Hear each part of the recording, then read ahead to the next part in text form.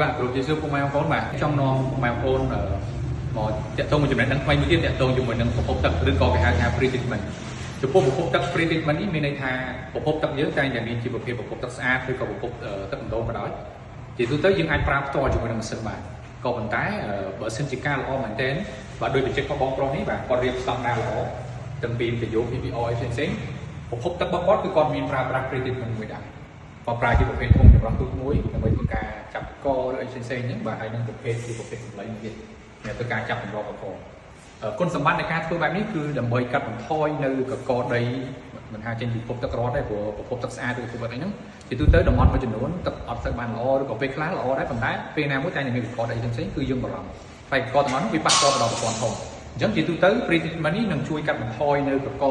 អីផ្សេងៗកុំឲ្យបារម្ភទាក់ទងជាមួយនឹងប្រភពទឹករបស់យើងហ្នឹងចាប់នៅទាំងអស់នោះទឹកដែលបានថ្លាដើម្បីឲ្យទឹកទាំងអស់នោះចូលមកដល់មេម៉ាស៊ីនរបស់យើងឬក៏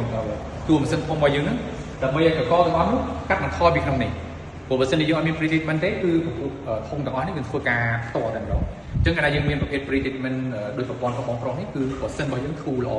ហើយម៉ាស៊ីននេះក៏ធ្វើការដំណើរការបានល្អដោយសារតែកកអីផ្សេងៗដែលធំៗគឺយើងចាប់បាននៅប្រព័ន្ធទី1អញ្ចឹងដល់ចូលដល់ប្រព័ន្ធទី2ម៉ាស៊ីនធូរអញ្ចឹងទី1ម៉ាស៊ីនធូរទី2ការថែទាំរបស់យើងក៏អត់សូវបាន